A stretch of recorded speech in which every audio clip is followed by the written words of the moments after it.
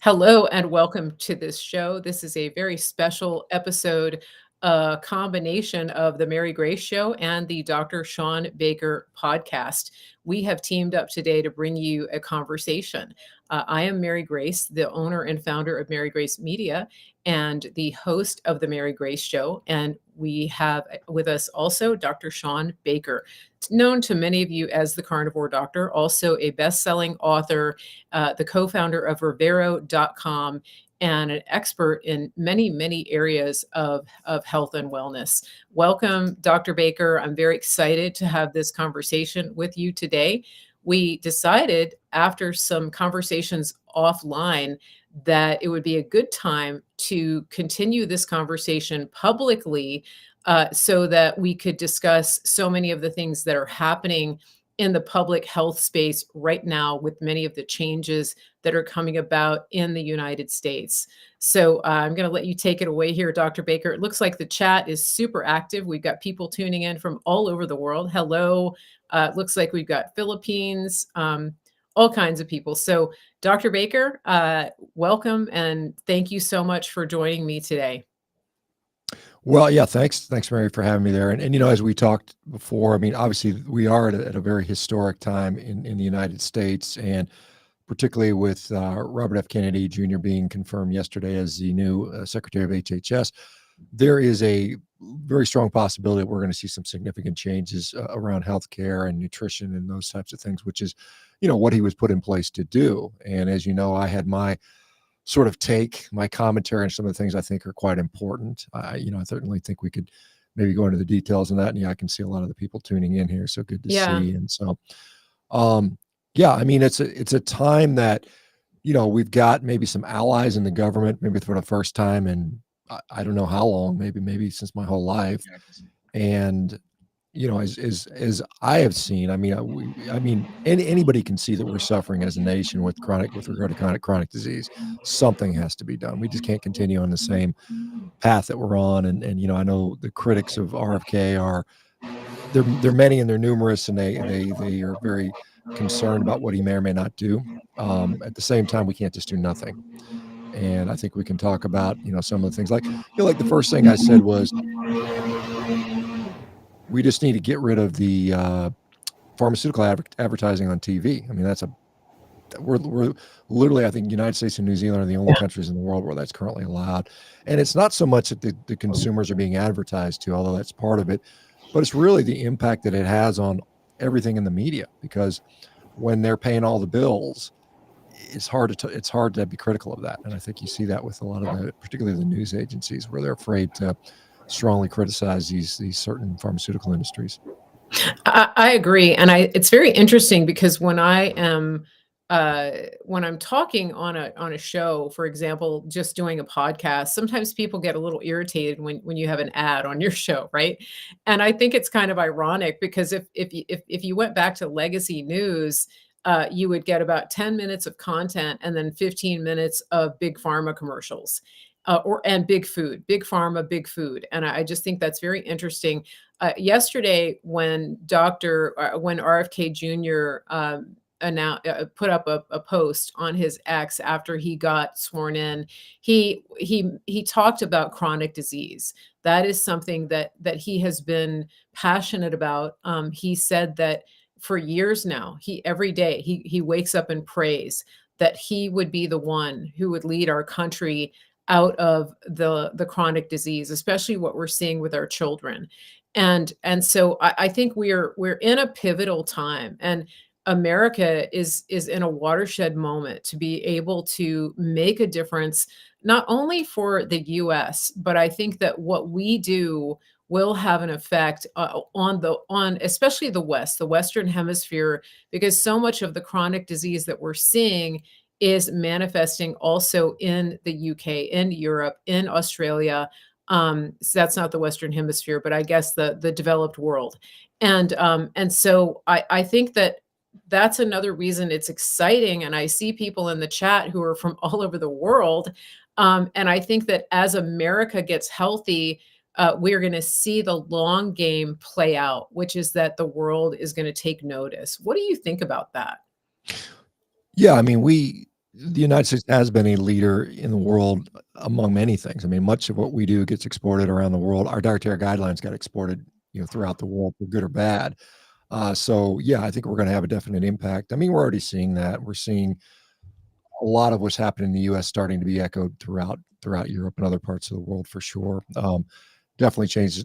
It's not going to be isolated to the United States by any means. Now, um, some of the things that you see, like, even irrespective of this Maha things that Kennedy's gonna do, you already see the resistance popping up in the form of lawsuits. I mean, we see some of the stuff that, Trump is trying to do with Doge, and already said all of a sudden you've got lawsuit after lawsuit, and no doubt Kennedy's gonna run into the same thing. There's gonna be, you know, every kind of lawsuit you can imagine, so they're gonna try to slow down the gears of progress. I mean, these companies that have, to the tunes of hundreds of billions, if not trillions of dollars of capital at risk are gonna throw everything they can to slow it down and stop it, prevent it. So we'll see what happens And over time. it's crazy, isn't it? It's crazy that they want to stop, that they want to stop the world from getting healthier. I mean, it's like, why would they do that? Now, we know, this is a rhetorical question, but it's shocking to me. And when you see the way that people have turned on RFK Jr., even in his own party. I don't think a lot of people know this, but he actually reached out to the other political party before he reached out to Trump, and they weren't receptive or open to what he was proposing. I don't even think they took his calls.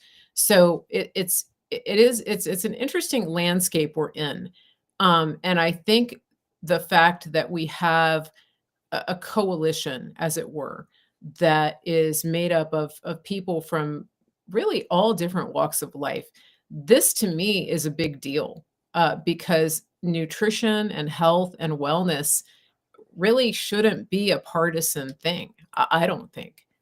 What do you think No, about you're that? I well, mean, of course, you're absolutely right. I mean, we're all affected by health. I mean, all of us have friends, loved ones, relatives that have been touched by chronic disease. I would wager to say, unless you're a solitary individual with no family or friends, someone with chronic disease.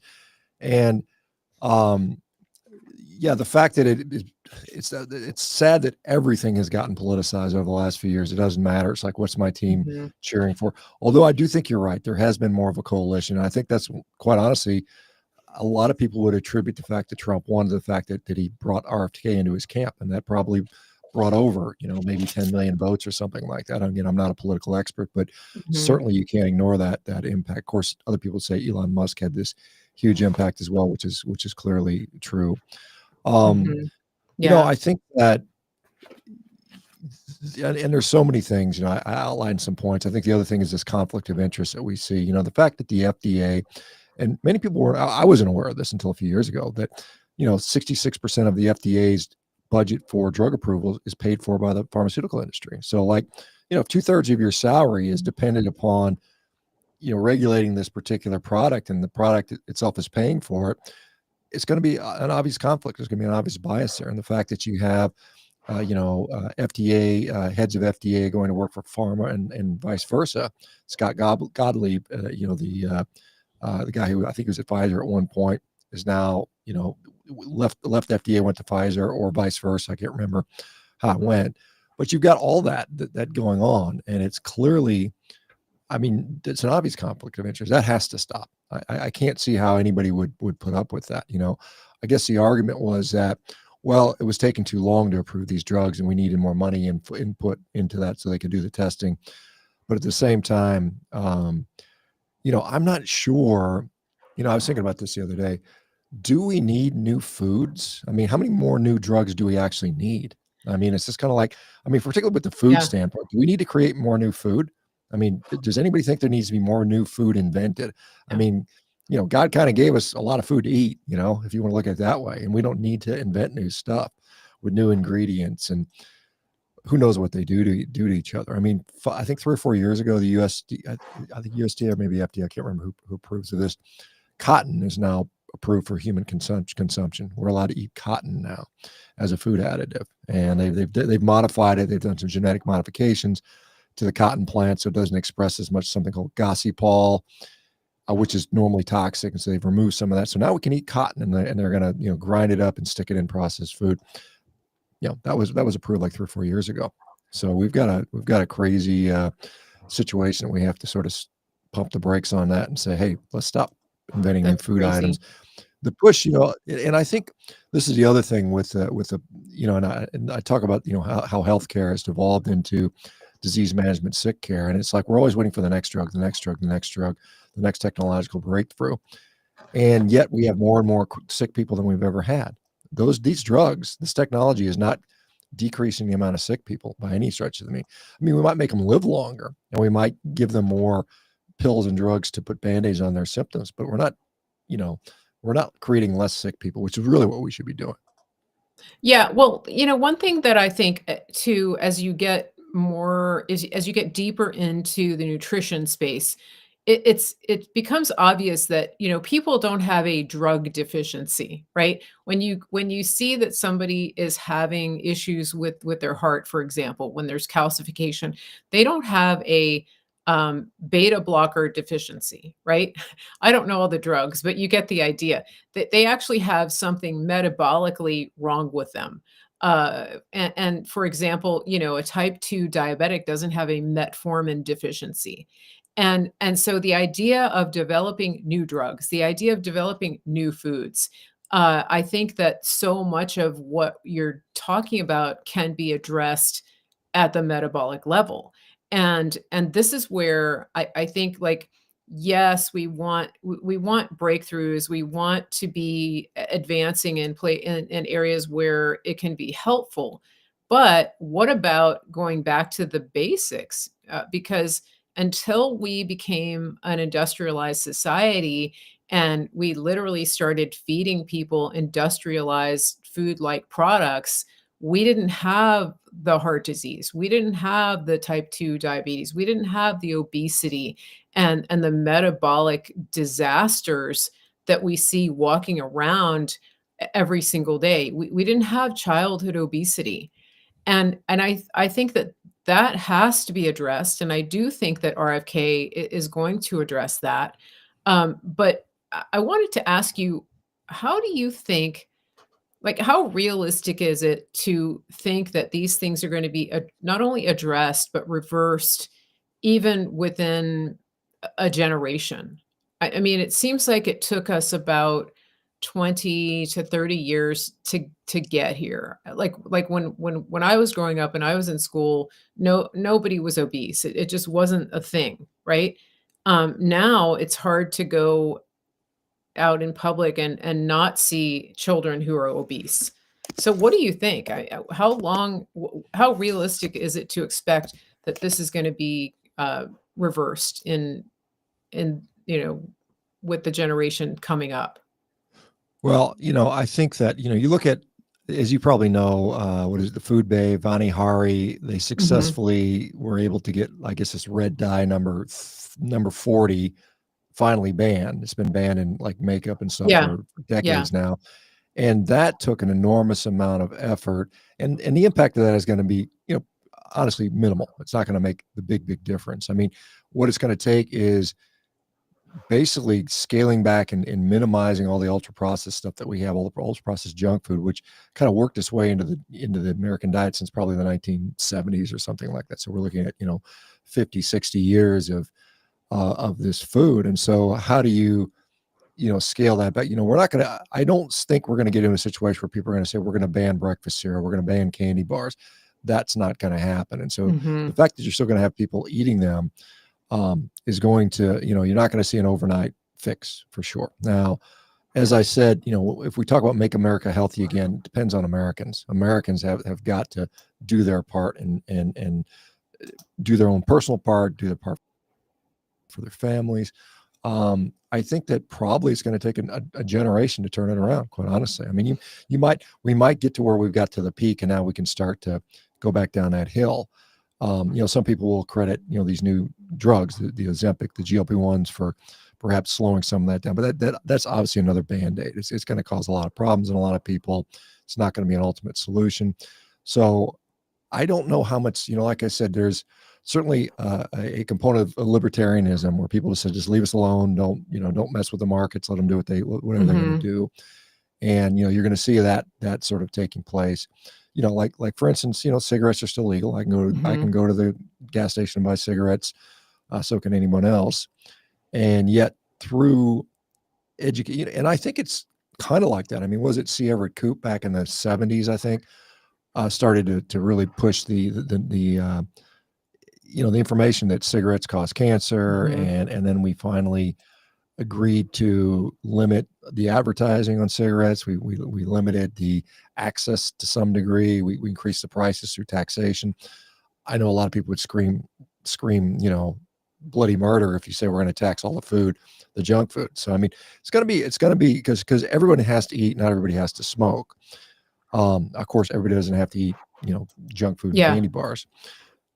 I think it's going to take a full generation. Now, RFK has, 4 years at this point, hopefully, and we'll see what happens after that. So I think if we Mhm. start seeing, and I think they have to take some big swings in the beginning, and they have to make some substantial change so that people will get behind it. Because if it's, and I think this guy named Vinay Prasad was talking about, if RFK is only allowed to go in there and do some paint touch up, nothing's going to happen. There's going to be minimal consequential change. If all we can succeed to do is remove red dye 40 from the Yeah. food supply, we've not really done anything, quite Yeah. honestly. I mean, we have to really, I don't know what it's going to take. I mean, like I said, in 1954, 45% of Americans smoked. It's now 13%.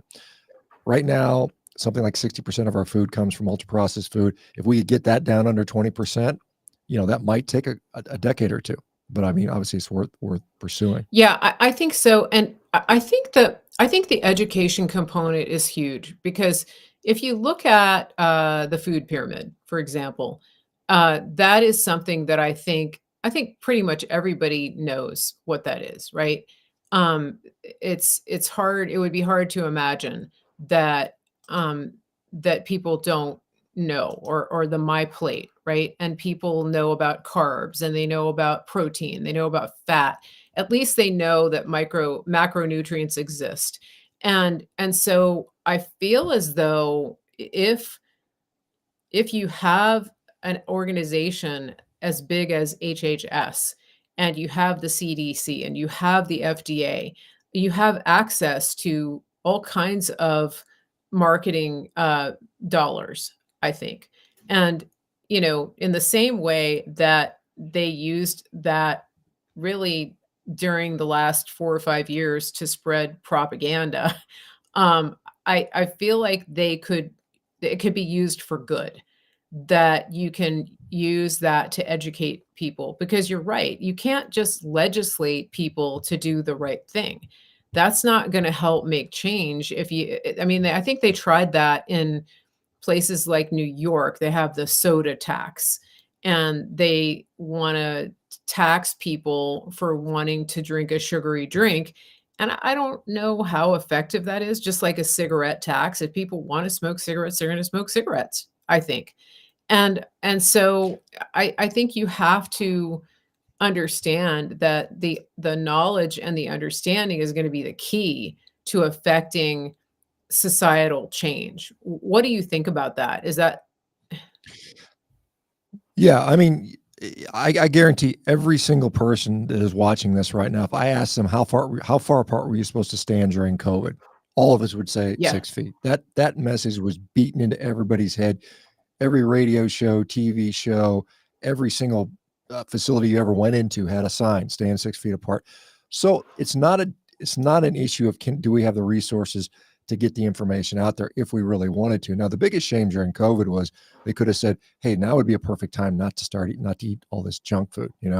We could have messaged that. So I mean, the mechanism is there. I mean, it's just a matter of are we willing to do that? I mean, and you're absolutely right. I don't think we can tax our way out of this. I don't think we can ban our way out of this. It's going to come down to education. I think that we have to put the education apparatus in place, and I think society as a whole has to start supporting this instead of because you see these TV commercials about you deserve some junk food. I mean, we Mhm. see, and the answer is no. You deserve to be Yeah. healthy. You deserve not to eat that. You deserve not to injure your body through what you stick in your mouth. And so I think we just have to have enough people that are willing to do that. I mean, the honest answer when you think about how most people make decisions about what they eat, it's going to be number one, how does it taste? And number two, how much does it cost?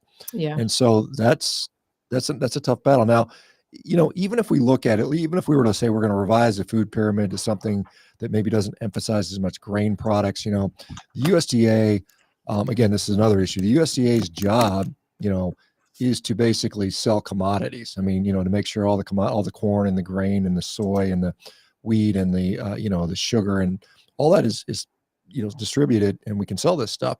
Where does most of it go into ultra processed food? So the food, the USDA guidelines, the dietary guidelines kind of reflect that desire. And let's just say that we come up with some new guidelines where we say, hey, we're going to get rid of ultra processed food. We're going to have fresh, healthy food as our main sort of recommendations, which is what it should be, quite honestly. Does the grocery store actually reflect that? I would say that, how do you incentivize those foods to be present and available? Because right now you walk into the grocery store, what do you see? 90% of it's in packages and bags and boxes, and it's all junk. It's literally all junk. That doesn't even match the current USDA guidelines. I mean, if you look at the grocery store and it's supposed to be, 4 or 5, servings of grain, a couple of vegetables, and, very little meat and very little fat, it still doesn't align with it. So you have to say, if you're going to make these recommendations, and you need to make that food accessible and easy for everybody, obviously cost is going to be an issue. But I mean, given that we spend nearly $5 trillion a year on healthcare, we literally could afford to feed darn near every American, Five, at least, or at least supplement their diet five with that money. trillion. 5 trillion. It was like 4.8 trillion. It's nearly 5 trillion we spend every year on healthcare, and we get. And if you look at our outcomes, they're abysmal given the money we spend. I mean, we spend double any other developed nation in the world on our health outcomes. And our life expectancy has gone down in the last 3 years. Life expectancy has gone down every year, and that's just a testament of how ineffective our healthcare system is. Well, and I was talking to a naturopath earlier, my friend Dr. Tracy Straub, and she said that the number one claim on insurance is mental health. And I think that's worth talking about as well, because one of the things that I noticed, I actually talked about this on your show when you interviewed me, was that anxiety went down a great deal when I switched over from a sort of grain-based, plant-based diet over to the carnivore, meat-based, high-fat, meat-based diet. And I wasn't even aware of it. But during my formative years, from the age of 20 all the way, I'd say, to my 40s, I was in that fat-free world. That was the prevailing wisdom at the time. That was the recommendation, was to avoid dietary fat, especially saturated fats, and to eat so-called heart healthy oils and fats, which we now know are highly processed industrial seed oils. And I had debilitating depression and anxiety, and I attribute it to that in part. And so now we have a society that is subsisting barely on highly processed foods, industrialized foods, and the number one insurance claim is for mental health. What do you think about that? I mean, how did you know that? Did you know that was the number one? I think I've seen something similar to that in the Yeah. past. I mean, my understanding right now is something like 1 out of 4 Americans currently carries some sort of mental health diagnosis, whether it be Wow. depression, anxiety, Yeah. bipolar, ADHD, something along Mhm. those lines. It is ubiquitous. I mean, and that is not a recipe for a healthy society. When you think about every fourth person you meet is either medicated for some psychiatric illness or is, unmedicated for that illness. It's a real problem. And I think it's impacting obviously our kids. I mean, our kids are Mhm. growing up, uh, unprecedented levels of depression, anxiety, ADHD, autism, dysphorias of various sorts.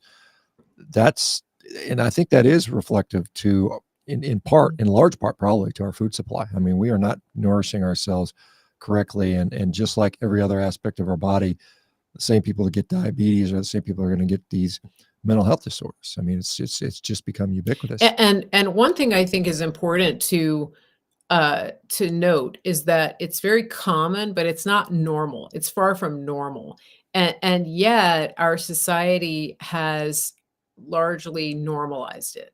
And that's something that I think we have to move away from that. And I think the messaging has to support that.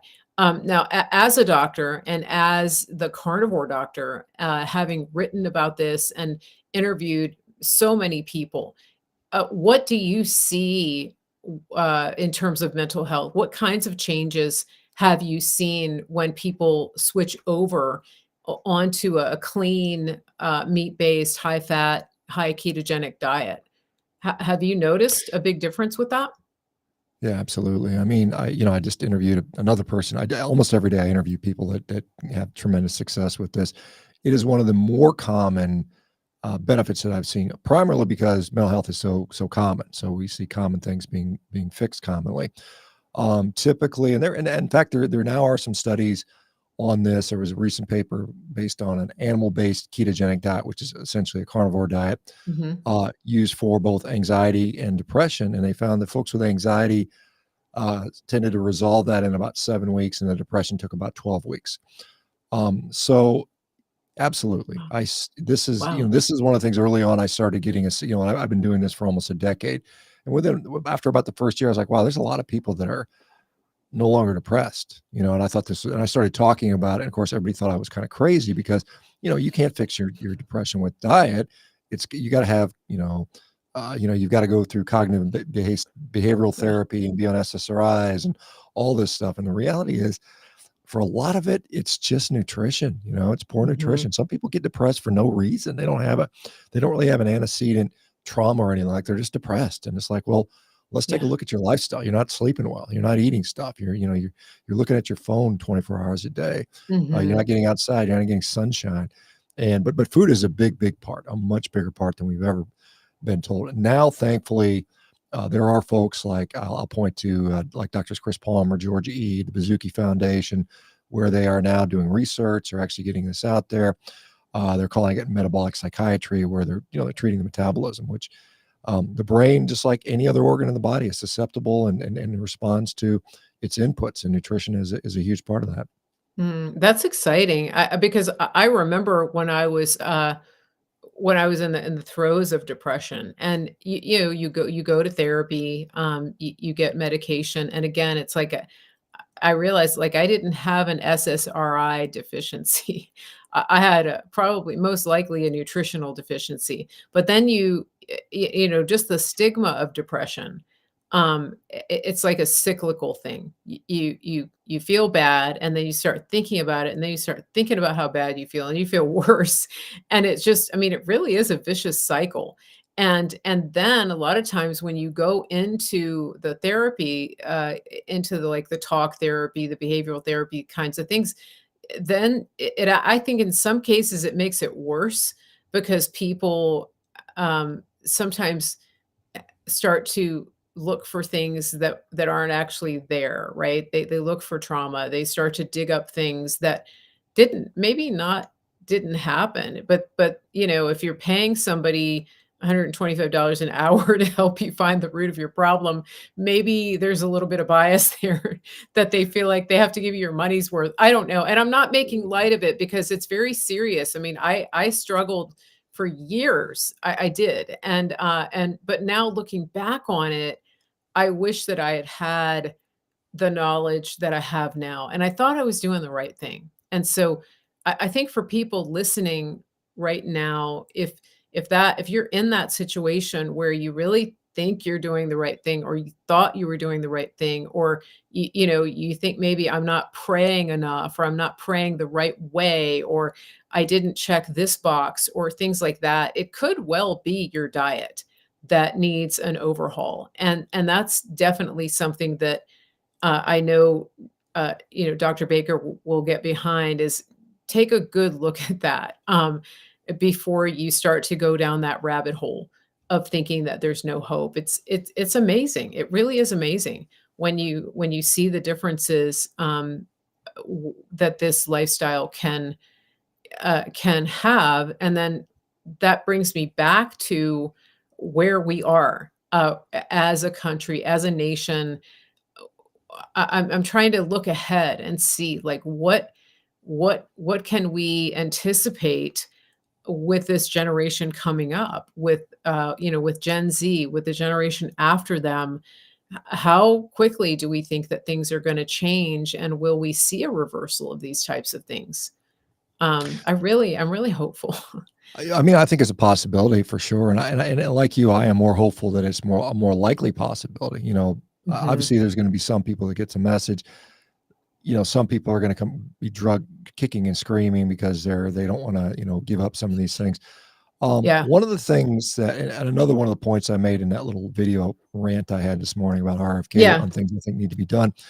When we look at the funding for research, I mean, even the NIH, which is supposed to be an independent government body, spends the vast majority of its resources on drug development. And so I do think we need, an equal amount of money, or a representative amount of money on, let's look at lifestyle as it pertains to various medical conditions. Because, like I said, I sit there, we've put together a case series on, inflammatory bowel disease and depression, anxiety, and Mhm. anorexia and MS and psoriasis, all these things we're putting together there. And we're getting a pretty strong signal that, hey, you can fix a lot of these things with the appropriate nutrition. Now you just need someone to fund the randomized control trial. But that gets into many, many millions of dollars. And that money's just not easy to come by. I've been Mhm. trying, believe me. I'm out there, darn near every day trying to get someone to help fund some of these studies. And some You people have need a stepped up, but hookup. You need well, a yeah, hookup at well, but USAID. well, yeah, sure. That would make sense. No, but we need like, I can't, I don't know if is it Marty Macri or Jay Bhattacharya, whoever's ahead of the NIH now. I think it's Jay. But Um, I think it's Bhattacharya, yeah. yeah, and I think Marty went over to the CDC, I think. So hopefully one of those guys will say, hey, look, let's put some real teeth into funding. They said, I know RFK has talked about doing studies that will Mhm. show, if is this food product or this drug causing harm, so that we can sue these companies, which I think is Mhm. fine. Well, Mhm. we should know if something's safe or effective. This presumption that it's safe and effective based upon really limited data, and the fact that, and this is something I didn't realize this until a few years ago, the pharmaceutical companies will do their drug trials and it'll go through peer review, but the peer reviewers often won't have access to all the data. They get to hold back some of the data. They hold back the raw data and give a summary of their findings. And it's like you take that on faith that they're telling the truth. Mhm. And then often it comes back a few years later, you find out these guys were lying. And so I don't think we can allow that to continue to go forward. If you're going to, I mean, maybe you need to have completely, independent bodies do all the testing for these new drugs. You make a new drug, send it off and let somebody else test it, rather than you running the own trials and funding the trials. That maybe, and it may slow things down a little bit, but gosh, I mean, how many people have been harmed by these drugs that have gone on the market? Now, again, some of them certainly do have benefits. Another thing I was shocked to find out, we have this program called MedWatch, which is supposed to be this post-market surveillance for drugs as they get, because they get approved kind of provisionally Mhm. based on making it through the initial approval process at the FDA, and then they're supposed to be surveilled, after market. But the reality is, Right. the reality is only about 1% of serious adverse events are ever reported, because most physicians don't know how to do it. I didn't know about it, and I talked to ER Yeah. physicians, like with these new drugs, these like Ozempic like drugs, the Wegovys, Ozempics, Mounjaro, Zepbound, all these new GLP-1 drugs. Um, ER physicians are saying we're seeing patients every single day with complications, intractable vomiting, bowel obstructions, gastroparesis, pancreatitis, and I'm like, well, are you guys reporting that? No, we don't report it. So in my view, it should probably be made Wow. mandatory. Now, it's going to be some extra paperwork, but I mean, really, if you get a new drug to the market, maybe for the first couple of years, you have mandatory reporting. So we actually get a sense how many people are actually being harmed versus how many people is it helping. And then again, of course, if that risk balance ratio goes the wrong way, then Mhm. you're compelled to pull it off the market. unfortunately, a lot of these drugs sit on the market 10 years too long before enough people die before they actually have a chance to pull them off. But going back to what you said, I mean, how many drugs do we actually need? When you look at if somebody has the job of being a drug rep, they're a salesperson, and their job is to go and sell these doctors and nurses on the latest, greatest, patented medication, and doctors are taking the word of a salesperson, and then they're being incentivized. I mean, the whole system is crazy. I think most people understand by now how that works: the lunches, the trips, the vacations, the things like that. Even with the childhood schedule, for all of the juice that they give the kid. I'm being a little careful because we're on YouTube, but even that schedule is incentivized for pediatricians. And so, you had mentioned this in your rant, like those conflicts of interest have to go. Where would you put that in the list, in priority? Like, is that in the top 3? Yeah, I mean, yeah, absolutely. I mean, you cannot have regulatory agents with such conflicts. I mean, that's defeats the whole purpose of a regulatory agency. That has to be, and I think RFK has mentioned that. I'm sure he'll facilitate that. I'm hoping. I would be very Mhm. surprised if he doesn't do that. And the question is, well, who else is qualified to be in there other than people in the industry? I think you can figure that out. You can figure that out quite Yeah, easily. You don't have to have somebody that has a financial tie to a drug company to be part of our regulatory team. sure. And a lot of things will flow downstream from that. I mean, there's nothing Mhm. wrong with. I mean, we should follow the science, but we have to assume the science isn't corrupted, and we should question the science continuously, because that is the very definition of science: is that it is always changing as we learn more, and it's there's a lot of nuance there. We went through a period of time where you had Dr. Fauci saying, don't question the science. I'm the science. This huge, Crazy. active, this sort of godlike belief that I'm right and everyone else is wrong and no one else can speak Mhm. up. That has to change. I mean, Yeah. um, yeah, I mean, I think getting those conflicts of interest in there has to be a very high priority, if not one of the biggest priorities for sure. Mhm. I mean, I think right now, I mean, physicians right now are at a historical all-time low as far as trust. The community trusts physicians. I think it went down some like 30% over the last 5 years. People, I think it had I believe historically it. been hovering around 70%. It's now in the 40s, which is like, that means most physicians are not trusted, which unfortunately, I think that is deservedly so, because a lot of them, they Mhm. just, it's I think there's a lot of problems in healthcare, and I don't want to blame physicians entirely, because a lot of them are good people trying to do the best job and they're stuck in the system. But at the same time, failure to act, and just Mhm. being compliant and complicit and a little bit cowardly has kind of got you where you are. And so I think you need physicians to stand up and say enough's enough. And that's not why when I went to medical school, when I was a 16-year-old kid dreaming about going to medical school, it wasn't to be a subcontractor for big pharma. I mean, that wasn't Mm. my deal. And now that's what so many people have become, unfortunately. What is your take on doctors today? Do you think that they're open to understanding, to making the shift, to more understanding about like nutrition and metabolic intervention and reversals and things like that? I mean, sometimes I get the impression that doctors do have this godlike complex and that they're very ego driven, but you're more in that world. So what is your impression? There are certainly a lot of physicians that are. I mean, clearly. I mean, I see them every day. I Mhm, mean, I get physicians all the time sometimes it takes a personal experience. Like for me, I would have never gone down this route had I not taken a personal interest in my own nutrition, as I mhm, got a little bit older, as I got in my 40s and started to realize, hey, I don't feel as good as I should. Let me look into nutrition. So many physicians have to experience it themselves first. And in fact, most of the physicians that are on board with what I'm selling, so to speak, with regard to low carb, ketogenic, carnivore diets, mhm. have all done it themselves and have seen it firsthand, experienced it firsthand, and then they start seeing it within their patients when they can get their patients to do it. Um, When I went to medical school, I remember as a, I don't know, was it a third year medical student, second year medical student? We, I remember the first time the drug company brought us all free pizza and gave us pens. We're like, oh wow, we're cool. We finally made it. We got people that actually are kind of, sucking up to us a little bit, right? But and that's what it is. I mean, most of my medical education was developed for, paid for by pharmaceutical companies.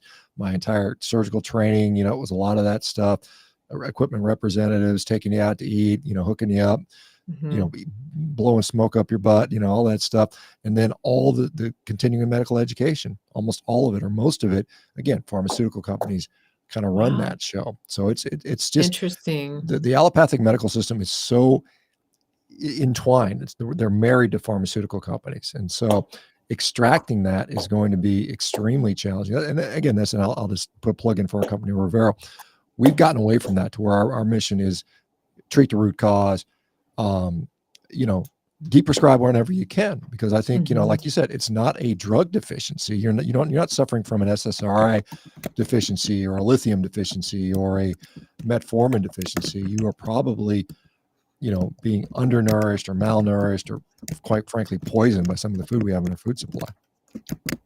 Yeah, it's interesting. And in terms of nutrition, how much do doctors know? How much training do they have in nutrition, if Well, I any? would say, we have a little bit more than the average layperson, because it's touched upon in the context of maybe like deficiency states, like when I was training, we learned about pellagra and beriberi and, rickets and, all these deficiency states, and a little bit how the body works and how energy is metabolized, and, how vitamins work and how they're synthesized and things of that nature.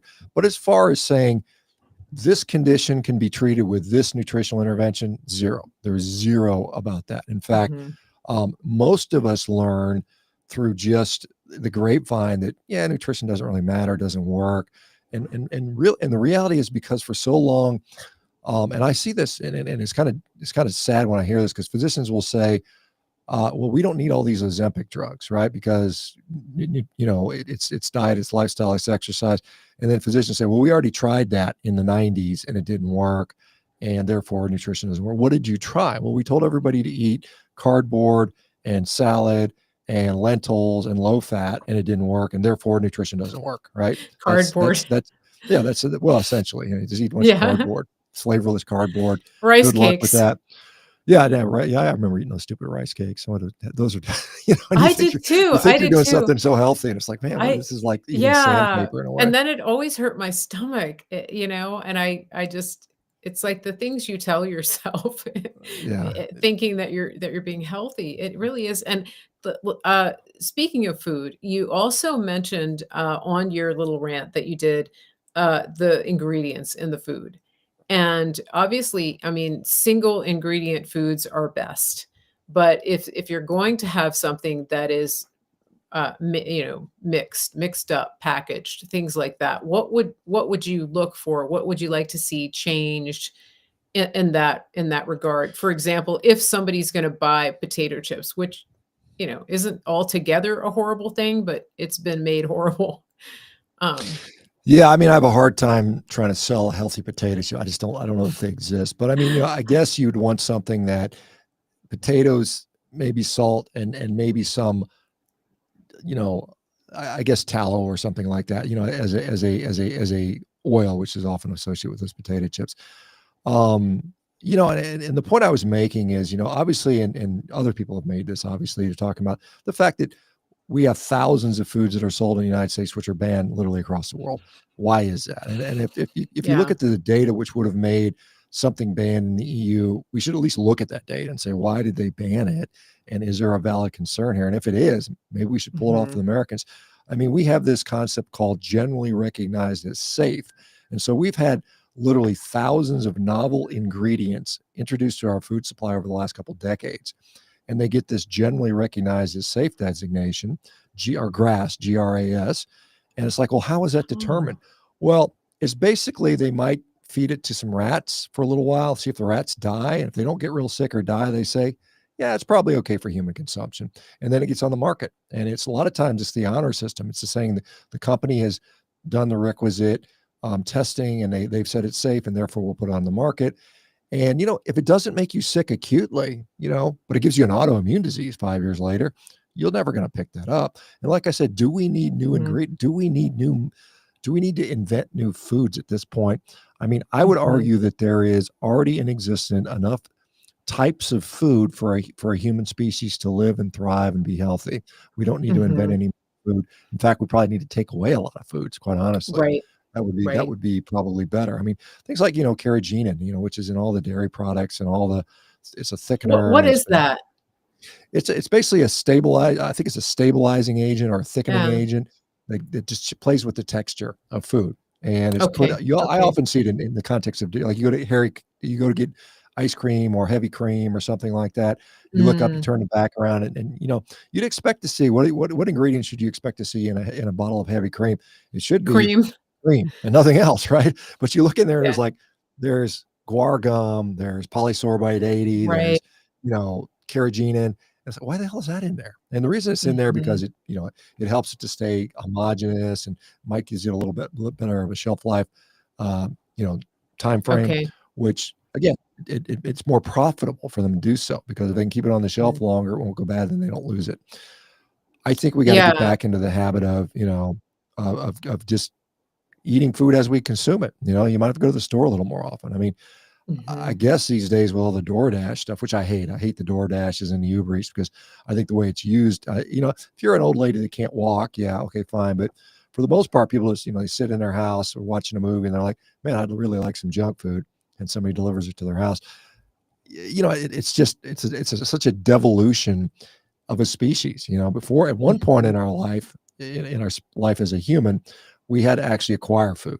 We had to hunt things, kill Yeah, things, yeah. grow things, harvest things, and now you literally swipe your phone. The only ability you need in society is to be able to swipe your phone.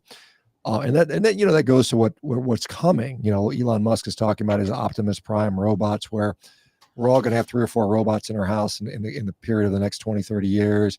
And we're not going to do anything. We're just going to sit there. The robot's going to do the dishes and do the laundry and make the beds and vacuum the house and drive to the store for us. And what do we do? Sit around I and turn into Wally people? I don't know. That can't end well. I think people need to be gravitating, more toward problem solving and critical thinking and that type of thing. And, I when we talk about the food and all the ingredients, I remember hearing Callie Means, talk about it was I think his interview that he did with Tucker Carlson, when he was talking about his transition or his lobbying for big food. And he talked about the transition that when big tobacco was essentially shut down because of the addictive properties and all the lawsuits they went through, they transitioned into big food.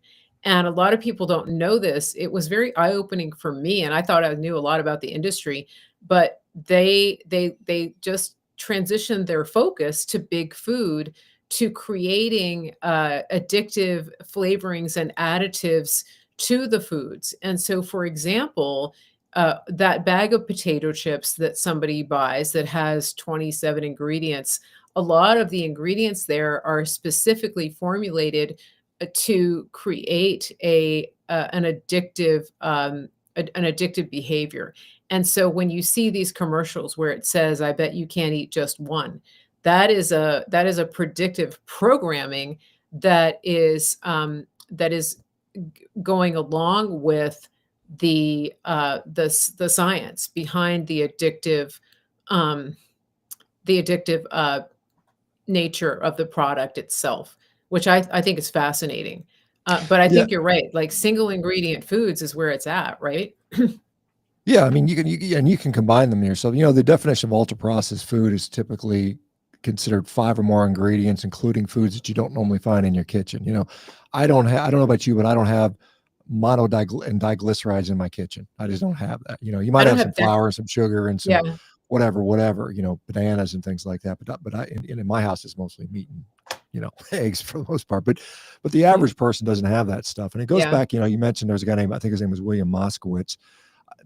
I know his last name was Moskowitz. It might have been William. And he came up with the bliss point, which was this magic combination of salt and sugar and fat and mix it together. And that was the perfect amount to drive Mm. this, uncontrollable appetite. And to the point, I had a woman that was working for one of these food companies as a chemist, and her job literally was to design food to be as addictive as possible. She had all this guilt. She wanted to come work for our company. She's like, I just want to come work for you guys because I feel so bad about what I've done over the course of my career. Yeah, so I mean, Interesting. it's like I said, was it RG Reynolds? I think bought Nabisco, and yeah, the tobacco companies bought the food companies.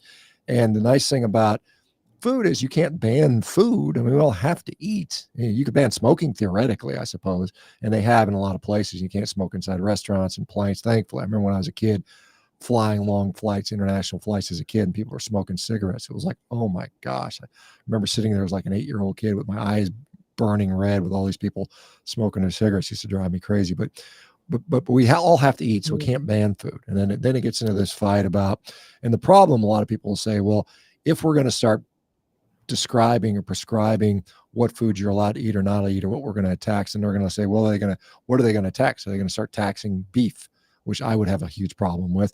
So in my view, it's like, Yeah. let it alone. Let's educate people. Let's really do some studies, some real studies on this, and see what happens. Like I said, I would love to see studies on carnivore diets versus all these different diseases. And they're getting done, but slowly. But I'd like to see some real Mhm, resources mhm. poured into that. That would be very enlightening. Do you think, and we're getting into maybe some conspiracy territory. Do you think that there is a kind of a conspiracy against a meat-based diet? I mean, with all of the like eggs, all of the chickens being killed, the chickens themselves aren't being killed, but like you can't the egg-laying chickens are being killed. Even it's like there's a bird flu, but the chickens and the turkeys are still alive, but the egg-laying chickens are being killed. Like it's not logical, right? And then all the birds that are flying around are still alive. Things like that. Like, do you think that there is a concerted I won't say conspiracy, that like a concerted effort to move people away from consuming animal-based diet in this Oh, country? yeah, absolutely. I mean, absolutely. I mean, there's a huge push in the U.S., in Europe especially, to get people onto these more plant-based diets. There's huge organizations that spend millions and millions of dollars to make this happen. They lobby. There's activist scientists that are doing. There's a guy named Marco Springman at Oxford University. He keeps putting out this propaganda science. There are companies that want this to happen because alternative protein, they're anticipating it's a $200-300 billion a year industry. So yeah, there's people that want to do that. Now, the fact that they're culling chickens and not shooting all the, I mean, it's easier to kill a bunch of chickens that live in a big barn versus chasing geese around. So I mean, I don't know that that's necessarily part of that. I think Yeah. because back, I can't remember, it was not, it was quite a while ago, but it was in recent memory. At one point, something like 1/3 of the world's cattle population was infected with some kind of respiratory virus. It almost wiped out all the cows in Asia at one point, and so they had to do something to stop that. And so they ended up killing a lot of cows and so on and so forth. But so I think some of that is maybe, I don't think it's conspiracy. They're trying to kill all the chickens so no one can eat eggs. I don't think that's going on, but I do think there is an underlying push um, to get people away from animal foods. Now, fortunately, there's a guy named Julian Mellonton who works within the food industry and does a lot of the, supermarket trends, and he's very plugged into that. For the first time ever, and this is the first time ever since they've been doing these surveys in the UK, people are saying they're intentionally wanting to eat more red meat. Every year before that, it's been, I'm constantly trying to cut back my meat. For the first time, that trend has reversed. People are saying, I want to eat more red meat. And the reason they're giving is for health reasons. So all the efforts of me yapping about carnivore diets and meat and all the other people out there Mhm. doing it is having an impact. People Yeah, are starting to realize and are it's starting to great. wake up from this. So I'm hopeful that because at some point, when everybody has this, mass formation psychosis or, you know, population wise brainwashing, that message, you can move people away. But Mhm. I think that's that's reversing, fortunately. Yes, yes. This is exciting. Believe it or not, we are coming up on time here, and this has been such a fascinating conversation. We've had so many people involved in the chat. We are not set up to do a Q&A today. Maybe we will do that from time to time. But if you do have questions, I encourage you to contact Dr. Baker through his website, rivero.com. You can also go to our friends at officialsynapse.com. It's official synapse.com. They will give you a free discovery call if you want to check them out. Both are offering telemedicine. Also, Synapse does offer in person if you're in the Minnesota area. So you can contact both of those. Dr. Baker, I don't have a QR code for you, but I'll make one for next time. But it's his website is revero.com, revero.com. The other thing I wanted to tell everybody is that if you are enjoying today's show and you would like to be notified of the next show, please go to my website, marygracemedia.com. I have the code up here on the screen, marygracemedia.com. Join the mailing list, and we will send out a notice before our next show. And you can jump on that mailing list. We'll get the word out to you. The other thing I wanted to let everybody know is if you're liking what you're seeing today, please let us know in the chat. But also, if there's something that you want to see covered in this area of healthcare, of wellness in the US and abroad, go ahead and send me an email, info@marygracemedia.com. And we will put that on the list and we'll throw that out into the next conversation. It's been a wonderful conversation today. I'm so delighted to be able to have this time with you, Dr. Baker. Is there any last words that you want to throw out to our listeners today? Yeah, well, this is a new thing for me. So, like I said, like Mary said, if you enjoyed this format, let us know and we'll make some more of these happen. Of course, if you are looking to improve your health and you need some help, you need someone to actually take care of your the root cause of your problem, not just medicate you, go check out rivero.com. We are there. We got physicians all across the country that get it. They get it. And it's a real change. It's the way we need to change healthcare. And I'm putting that link in the chat here for everybody to go to. And you will not be sorry. So root cause, that's the key. We want people to get to the root cause. Don't just medicate. I think we're going to wind it up here. And again, I'm Mary Grace, the Mary Grace Show. We are co-streaming with the Dr. Shawn Baker podcast. And I hope that you have enjoyed this today. Again, please give us feedback in the chat. You can also write to me at info@marygracemedia.com. Everybody have a great day. Thank you so much for being here. Thank you, Dr. Baker, for joining me. I've really loved this. Thank you.